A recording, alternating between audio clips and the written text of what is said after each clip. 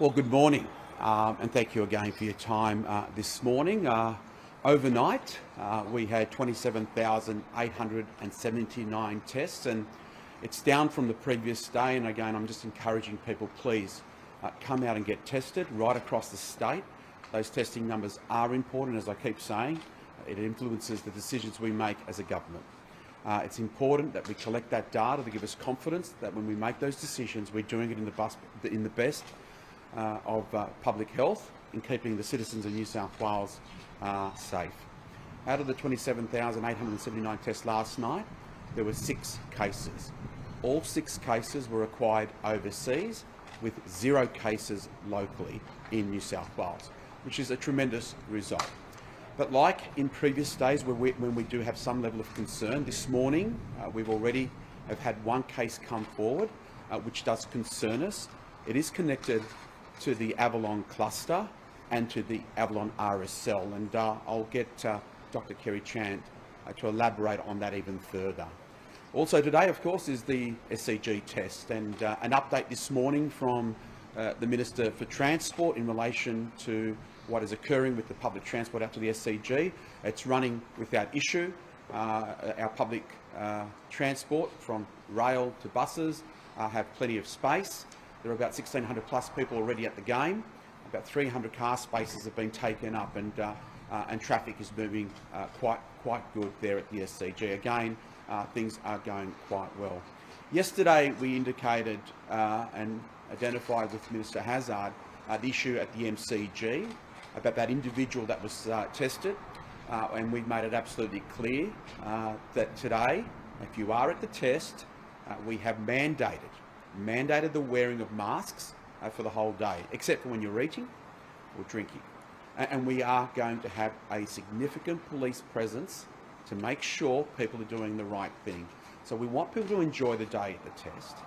We believe that the arrangement in place with the SCG and cricket is one that has de-risked the event as best as possible. There's always risk, and we're not going to pretend there isn't risk, but if people follow the rules, wear masks, and make sure they socially distance, we believe we can put on a test today that will have minimal risk to public health.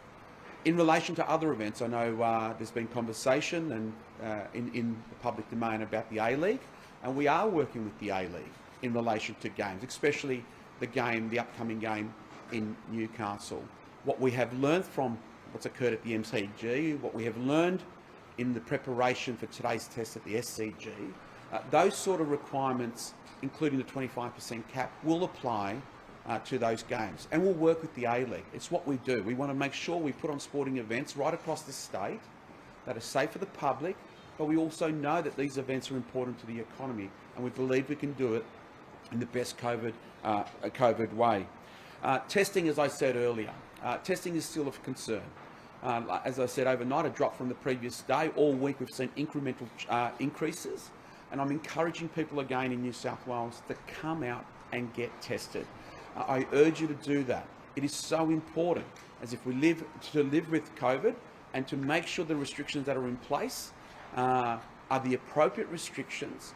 And if there is an opportunity to lift restrictions in the future, and especially around the northern beaches, that data is very important. So that's why today my plea again to everyone in New South Wales is to come out and get tested. I know in the regions the testing's been good, and I thank all those in regional New South Wales, especially in places like Ninga, Norwich and Broken Hill, because of the young men that travelled through that. And it's great to see those results at this stage are very, very positive for those communities. But just because you were tested yesterday, and normally what happens when we put out a plea, when there is an issue, people will come out on day 1 or day 2. What we're asking people to do is to continue to come out and get tested if you have any symptoms or if you feel not quite right. So with that, as I said, and I'll recap, 27,879 tests overnight, 6 cases acquired internationally, 0 cases locally acquired. A great result for New South Wales. With that, I'll ask Dr. Kerry Chant to elaborate further. Thank you. Thank you, Acting Premier. So New South Wales recorded no new locally acquired cases of COVID in the 24 hours to 8 p.m. last night, and there were 6 new cases acquired in overseas. This brings the total number of cases to 4,795. Overnight, there were So in terms of the case that the acting Premier described, we have been notified this morning of a new case in a person associated with the Avalon cluster who resides in the northern zone of the Northern Beaches. Investigations as to the source of this gentleman's infection are urgently underway, and can I again thank the northern section of the Northern Beaches for coming out in such high volumes for testing, and for this gentleman in particular who was quarantined for a period, then left quarantine and was developed some symptoms and then represented for testing. So obviously the critical issue for us at the moment is determining how this person acquired their infection, but it does highlight that with that level of community transmission in that northern zone, this is the risk that we want to make sure we tackle very promptly. And so again, my plea to those Northern Beaches local government residents to please come out and continue to get testing, and the testing numbers are stellar, but I think this case highlights the value of that high rates of testing. So testing was 27,879 tests were reported to 8 p.m. last night. That was a little down on the 32,000 from the day before. So please, again, my message is across the state, we need those high rates of testing. We have opened another and new free testing clinic in Western Sydney, this time in Wentworthville, and the clinic is located at 69 Veron Street behind the Wentworthville Community Centre, and it's open from 8 a.m. to 8 p.m. 7 days a week. We now have 29 clinics in Western Sydney, and other options include the high volume drive-through at Marylands Park, the walk-in clinic outside Barella Public School Hall, and the drive-through at Sydney University's Cumberland campus at Lidcombe. So it's also been very pleasing to see the testing response in regional New South Wales, in and around Broken Hill, Orange and Nyngan. But it's important that the community recognises that because we're looking at that exposure period being that 14 days that you might then go and develop symptoms, please ensure, even though you've had that negative test today, please continue to get tested. Also, the response to contacts and the community in getting tested at Eden and Bermagui after the cases visited there has similarly been incredibly pleasing. However, with an exposure date of the 30th and 31st of December, it means that even if you've already tested negative, you still could develop COVID. And so please be vigilant until the 14th of January. And if you develop any symptoms, no matter however mild, please get tested. And that's because we're often getting these warnings out quite quickly. So in terms of our message to get tested, it's important to remember that that risk period is for the 14 days since people were infectious in the community at those dates and times. Also, we've updated some venue information. So last night we released new and updated information on venues of concern for Western Sydney, and also some new ones for the South Coast. So on the South Coast, anyone who visited the following venues should monitor for symptoms and immediately get tested and isolate if they appear. In Kangaroo Valley, the Nostalgia Factor shop on Mossvale Road, Sunday the 27th of December between 11:20 and 11:30 a.m. In Huskisson, the Taj Indian Restaurant on Owen Street, Sunday the 27th of December from 4:45 to 5:20 p.m. We've also updated the advice for the Marylands RSL for Monday the 28th of December. So if you're in any of the following areas, please get tested immediately and isolate until you receive a negative result, and then continue to monitor for symptoms. So the ARIA room, the ARIAH room, from 4 to 4:45 p.m. The smoking gaming area from 4:55 to 5:15 p.m. and the sports lounge from 5:15 to 6 p.m. If you're in other parts of the RSL between 4 and 6 p.m. that day, please monitor for symptoms, and if they appear, get tested and isolate until you have a negative result. And yesterday I mentioned a social cricket match at the Ollie Webb Cricket Ground at Parramatta on Monday the 28th of December from 7:30 to 11 a.m. We now have updated the advice so that anyone who played at that cricket at that time should immediately get tested and self-isolate for 14 days regardless of the result. And if you are watching from the grandstand, you should immediately get tested and self-isolate until you get a negative result, then continue to monitor for symptoms and get tested again if any appear. And if you were in the Savannah Bahar restaurant at Parramatta on Monday the 28th of December between 9:50 and 10:50, we are now asking that you immediately get tested and self-isolate until you receive a negative result. And we're also reminding people, especially in light of today's third test, that if you're in the Melbourne Cricket Ground for that second test on the 27th of December, you need to check your seating and if you're in the relevant zone.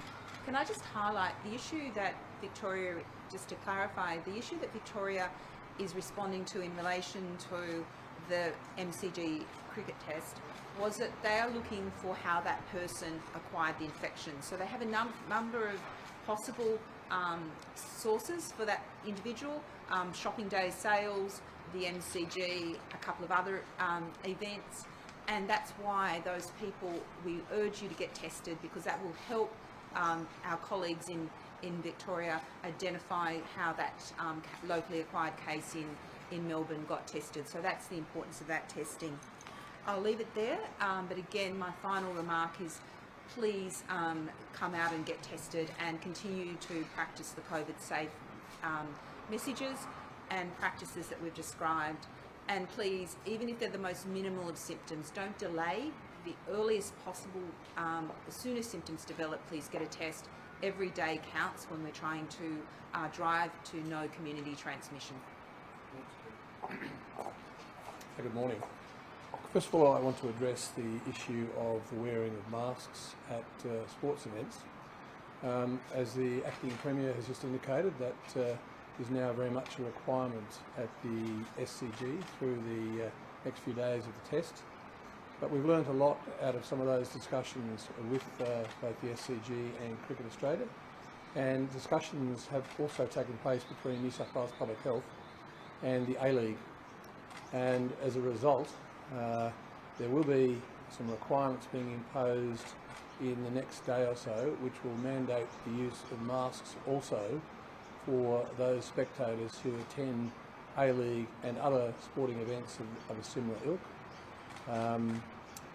We obviously would like to have avoided that, but the advice from Public Health is that that does add a further and very important layer in our current environment. And so spectators can expect that when they attend the game this weekend in Newcastle, that extra layer of protection will be there. You will have to take a mask with you, and you will be required to wear it during the entire event, except of course when you're eating or drinking. Can I also, while I'm on the topic of masks, just indicate that there are discussions now taking place between certainly Victoria, Queensland and New South Wales to look at implementing masks as a mandatory aspect of taking domestic flights between our states. But we're also now expecting that discussion to be extended to the National Cabinet on Friday, and we're hopeful that all states and territories will be able to find, with the support of the federal government, a way through to make sure that despite the legal barriers, and obviously challenge because we each have state borders and planes flying out of Sydney, for example, when you reach that magic line of the border with Queensland, the laws change, and similarly with Victoria, similarly with all states. So we'll work through that one, and I'm quite sure that all states and territories will be able to come to some reasonable resolution. Finally, I want to say this: I was very disappointed to see footage last night. I mean, we had, I think this is the third or fourth day where the government here in New South Wales, the Acting Premier, myself and Dr. Chant have made it very clear that we want people to go for testing in great numbers. But it's disturbing that there would be anything that would act to put people off having a test. And one of those aspects is certainly if people would have to pay for it. It is not our government's intention, it is not the federal government's intention to have anybody paying for a COVID test. So to have seen some footage yesterday of a general practitioner charging what he referred to as a consult fee for a driveway COVID testing station that had been set up in consultation with a private laboratory was very disturbing. Minister Hunt and I are strongly repeating the message that it will be free. Testing for COVID is free in this state and in this country. So, of course, there are respiratory clinics that have been set up by the federal government to assist each of the state and territory governments where GPs are involved, and they can certainly ask for a Medicare card if you have one. If you're a resident stroke citizen of New South Wales, indeed Australia, you would have a Medicare card, but that would be a fee that is charged directly to Medicare. It is not a fee that you have to pay. And in some instances, in some clinics then, you'll find that you might be asked for the Medicare card for that purpose or for identification purposes. But for others, we have a lot of people here in Australia at the present time who essentially became locked into Australia. They couldn't leave because of the COVID epidemic. And New South Wales made it very clear very early on that you will get free health care broadly through our hospital system, our state hospital system. You need not be fearful of that in terms of the broader medical issues, and you will also get a free test at any one of our pathology clinics. If you happen to go to a private clinic and they ask you to pay, you obviously don't have a Medicare card, you tell them very clearly that the Government of New South Wales will take the bill. Send the bill to us. If you want to charge us, if that's what you want to do, send the bill to us. Don't give it to the individuals. No individual in New South Wales, indeed in Australia, should be paying a fee to have a COVID test. It is a vital part of our weaponry to defeat this virus. Thank you. Mr. Hazzard, can I just ask a question about the cricket today? Sure.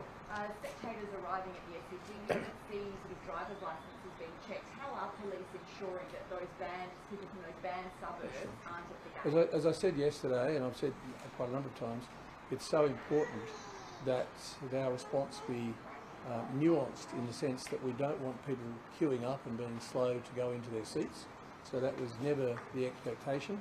The expectation is that obviously any person who attends the SCG as a spectator will comply with the health orders, and that is, first of all, if you're living in certain suburbs where there are issues at the present time, Baralla, Regent's Park, Potts Hill, Lidcombe, Auburn and so on. The full list is on the health website, Wentworthville now too, of course. You must not attend, and if you attend, you are liable to a $1,000 fine. Not that anybody wants to impose, the police don't want to impose fines, the government doesn't want to impose fines. What we want is the community to work with us and recognise that you are keeping yourself and your community safe by not attending if you either lived or worked in those suburbs identified by public health here in New South Wales. I'm sorry, if I could just finish, please. I'm not quite sure who was very enthusiastic there, but let me finish, and then I'll have your enthusiasm. And the police are attending in substantial numbers at the stadium of the SCG, and the approach they're taking is there will be random checks when they consider it appropriate, and I'll leave the enforcement of that to the police. Is that Charlotte? Yes, it's Charlotte. Mr. Hazzard, if people have to show their tickets to get into the venue, how much harder could it be to also show their driver's licence? They don't show their tickets. Have you been to the SCG? You actually just stick it under a device and you're in 2 seconds, but holding it up is a recognised issue. We don't want people queuing. So it's largely an obvious... Sorry, I'll come... Yeah, sorry. So largely it really is an obvious... Well, obviously everything we've done since this COVID outbreak required the community to come with us. It's not a matter of punishing people if we can avoid that, it's a matter of working with the community. Our community in New South Wales has been fantastic. They've stuck... Hang on, sorry. They have stuck with us. But you also have to understand, and they have to understand, that they risk a $1,000 fine, and people do get fined. As you would have seen just the last few days, there was a young lady in Byron Bay who was asked to do certain things, and she popped into the pool 2 days in a row, and it cost her $1,000 on each day. We've had the Paradiso go for double or nothing in terms of the people getting married, and that's also now attracted a lot of odium and a substantial fine. So don't underestimate the fact that people will be charged and pay fines if they breach. but it's not the first point that our government is making. Our government has never made that point. We work with people. Sorry, I think, yeah, I'll come to you, James. Sorry, next. Sorry. In terms of the GP you just mentioned, are you going to do anything about it? Has the doctor been contacted and told that that's not on? Yeah, GPs are actually, obviously, I mean, we run the state health system, which is the hospitals and community medical centres here in New South Wales, and the federal government is responsible for GPs. And certainly Minister Hunt, I think, has already indicated that they will be doing the investigation and doing what's necessary to enlighten the GP on his requirements. James, sorry, James first on this side, then I'll come back to you. James. Must be mandated at the Newcastle A-League game, the 25% capacity will be replaced. Will residents and workers in the listed high-risk suburbs of Dandenong, the SLG, or be Dandenong, Newcastle? Thanks, James, for raising that, and yes, they will be. So again, I apologise to those residents in the various suburbs that have been identified well, actually it would also apply to the northern beaches, because the northern part of the northern beaches, because at this stage the earliest day they will come out is the 9th. So that certainly would mean, as I understand it, the game is not on the Sunday. So yeah, it would apply to the residents of the northern end of the northern beaches, and also to each of the suburbs that have been identified in the western suburbs that I just referred to. Sorry, James. I'll come back to you. Yep. Oh, sorry, to me, James? Okay, do you mind? No, thank you. James. So, National Cabinet has been called back for tomorrow. On the agenda is the issue of testing returning travellers from the UK before they get on a plane. Something that New South Wales has seemed to believe so far won't necessarily stop where it wasn't necessary. Hang on, Kerry. Yeah, go on. Well, New South Wales agreed to testing returning travellers from the UK before they get on a plane, and other measures like testing airline crew when they James, I think that you're misunderstanding what Dr. Chant and I have said, but I heard the enthusiasm of Dr. Chant behind me, so I'll let Dr. Chant answer and then answer your question as well. Okay. So progressively, we've been looking at all of any areas we need to strengthen, and this is particularly important in the light of the emerging variants from overseas, where there is concerns about increased transmissibility of strains. If I could also say that a focus on any one country is problematic, because we know these virus strains move around, and just because we know about one strain, it doesn't mean that there's not an emergence of another. So really, the full suite of measures are being considered, including pre-flight screening. We acknowledge that that will be impossible in some circumstances where genuinely people can't have access to that, and we need to balance those extreme circumstances. But in general, we support all of those measures. It's not a matter for us to implement the pre-flight screening. As you know, that these will be people returning from various parts of the world on flights from South America or US or Sweden. So it's really around them accessing those tests locally, and the airlines enforcing that prior to embarkation.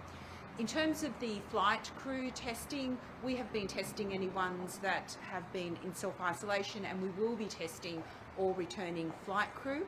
What I indicated yesterday is that we're working through and scaling the testing.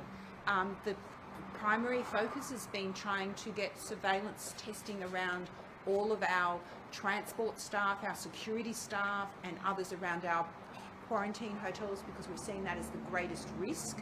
And I think that's very clear and evident to all of you, given the transmissions we've seen with infections in security guards, cleaners, and other transport staff. We are then scaling, and that will be announced. The date of that will be announced, but it's basically going to be next week. So sorry for that. And so yes, that's correct. So what we're saying is, progressively, we're looking at scaling all of our testing across all the points, but we do need to prioritise the implementation and manage the greatest areas of risk first. Can I just, before I also go away from this, I know that there was a journalist raised another question with us last night that I thought I'd address. We have been engaging incredibly with young people, and I just want to acknowledge the fact that young people are critical to the response, and I've called upon young people to take particular care at times to make sure they don't infect their elderly residents. We know that young people have also been particularly impacted in terms of employment and in terms of the way that it's changed the way that they engage with their social networks and some of the things that young people engage with. So New South Wales Health has put a lot of advice on our website, and one of those sites is the Play Safe website, where we've incorporated COVID advice within the context of our STIs, our sexually transmitted infections advice for young people. And it also encompasses elements around mental health and what it means for relationships. We see that the interest that young people have got in COVID and understanding COVID has been also a really important opportunity to us to leverage that discussion about broader sexual health, which is an important matter for all of us, but including young people. And part of New South Wales Health's mantra is really to normalise discussions around sexual health and STIs, so that we see that as part of every general practice consultation. And so I'm very proud of the work that we've done with our partner agencies and our young people network to inform some of the content on that website.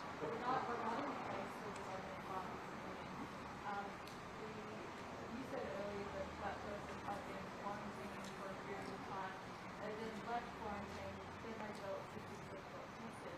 Can you just clarify how long they would need to quarantine?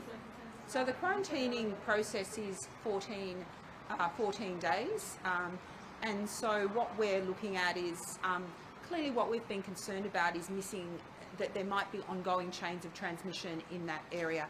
Now clearly we've got people in lockdown, so there's very limited chances for people to be in contact with others, but people are allowed to shop for food, do other activities. So at the moment the investigations are very early phase, but what we're urgently doing is testing around this individual the very small number of opportunities that person had to be infected, to see if someone unknowingly was asymptomatic or may have again had very minimal symptoms and unknowingly could have exposed this person again to infection. Is the alternative though that Yes, that's correct. the alternative though the verification period could be longer than 2 weeks? Is there any thought given to that? We're generally fairly confident that the 14 days and also the fact that we have added exit swabbing, but there is always a tail. But in this case, the most plausible risk is whether they've had another opportunity to be exposed, and that's really we need to get on top of that, and that's the rationale for making sure that we've totally extinguished transmission in the northern beaches, and that's the rationale for the actions. But certainly there's no indication that anyone at all did anything wrong. All of the orders have been followed. It's really a matter of us working through what could be the possible explanation for this infection, but obviously it's an important one, and that's why we're announcing it, because it does highlight the rationale for why I'm so pleased the testing rates have been so high in the northern beaches, but that's why we need to still maintain that vigilance right through to the end, so we can actually achieve no community transmission in the northern beaches. Is there a chance that this new case in the northern beaches could actually extend the lockdown? Because I think it's coming out in... Oh look, I think it's very premature.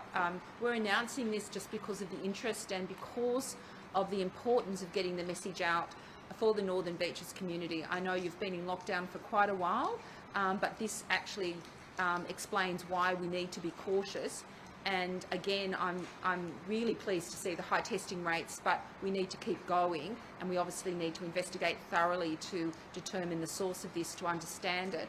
But hopefully it's very confined, but that's the purpose of the duration of the lockdown and why we've been calling out for high testing rates. And can I acknowledge the cooperation of everyone in all the investigations. I think I read out a list of movements, blow-by-blow descriptions for minutes and hours that people have attended venues.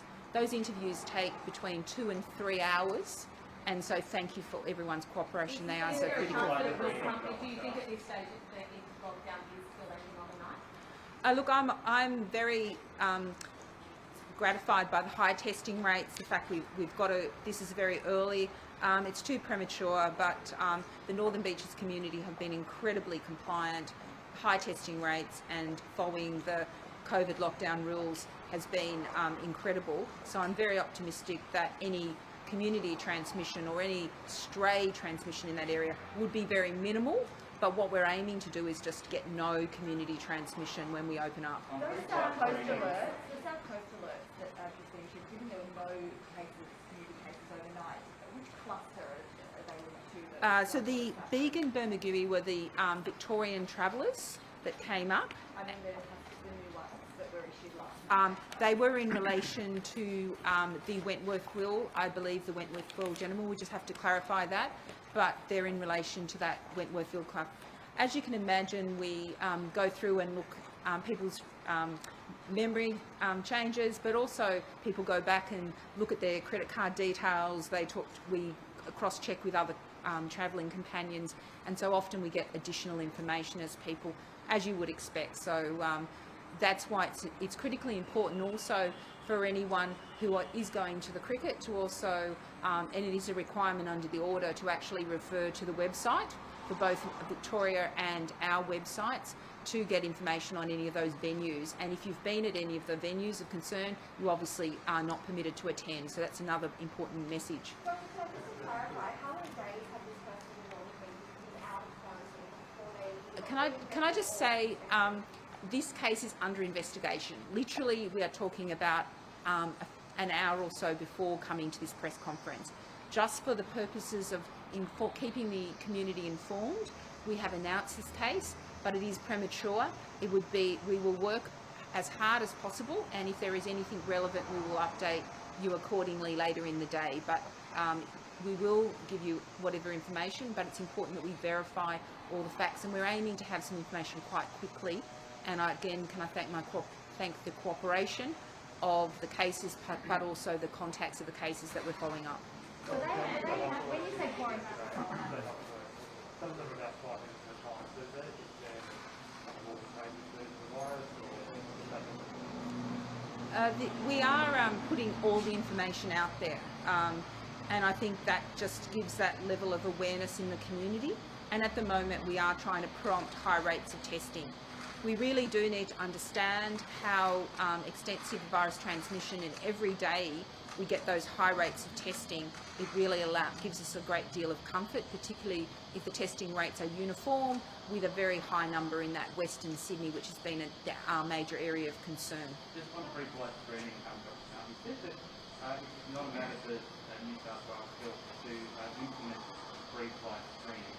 It was agreed to by National Cabinet that travellers returning from the UK should receive pre-flight tests for coronavirus.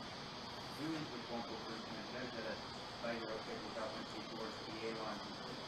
So I think we just need to go to the practical implementation of these issues. So there'll need to be a time frame set for the testing, and so for instance, if you're a UK traveller, it means that you'll need to access testing in your clinics there. So that will need to be involved. So it will be depending on where the flights are coming from and the local services and access arrangements.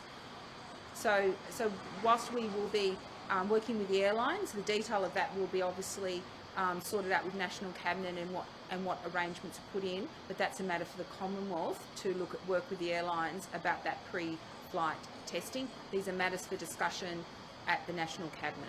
Final questions, please.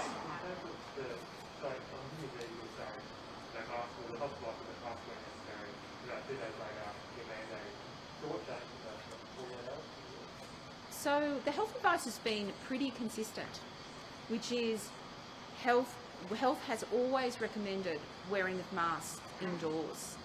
And we've been really pleased that when we've had community transmission, the community has responded. But because we want to get to zero community transmission, we're mandating masks, and it has been a period of working with the community to inform them, describe to them the benefits of masks.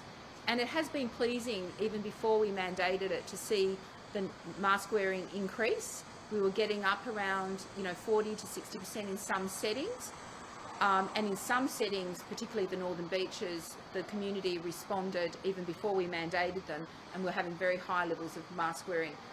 But now we are mandating it because it gives us that extra tool, that extra line of defence, and as I've indicated, There is not one single bullet for simple solution to COVID.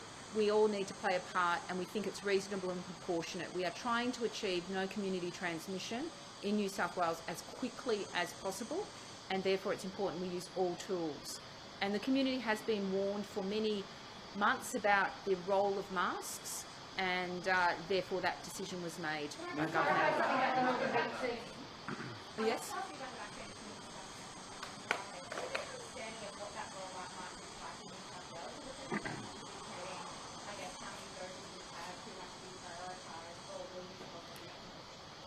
So the decisions on vaccine prioritisation will be made based on the health advice of the Australian Technical Advisory Group on Immunisation, otherwise known as ATAGI. And that's the technical group that write that, for the healthcare practitioners out there, that immunisation handbook, which is that sort of Bible that immunisation users work. And that ATAGI will indicate which vaccines should be used in which groups and where the focus is. ATAGI's already provided some general advice about it, and it's no surprises. The elderly, people that are working with the elderly, and obviously quarantine and border officials are the highest priority for various reasons, particularly if we're in a no COVID environment. And so that will be the guidance.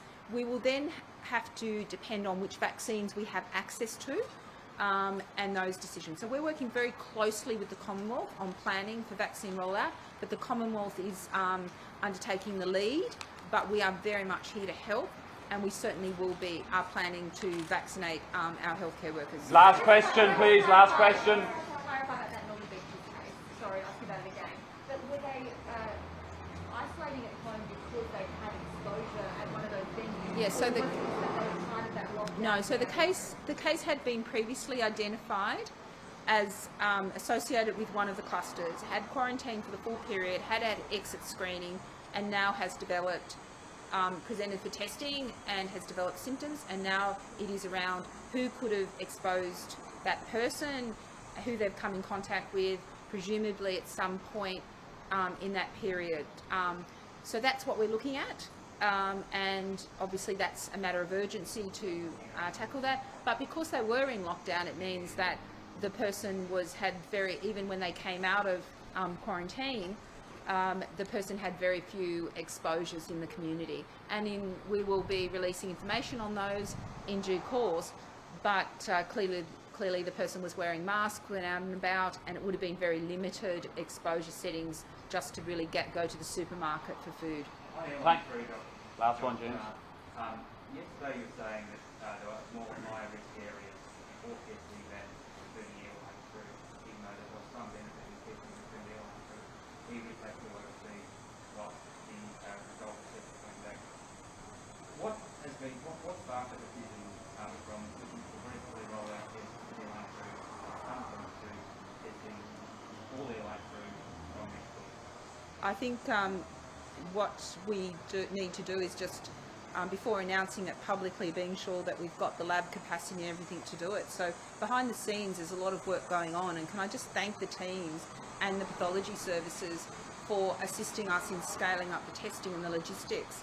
It's not just simply around getting the test done, it is all of the documentation, the logging, the follow-up and the other systems that need to be in place. And so that was the basis of my question, that we're progressively working through that, and I'm really proud of the efforts of the team of how quickly we're able to scale that testing in a lot of settings. Thank you. Thank you.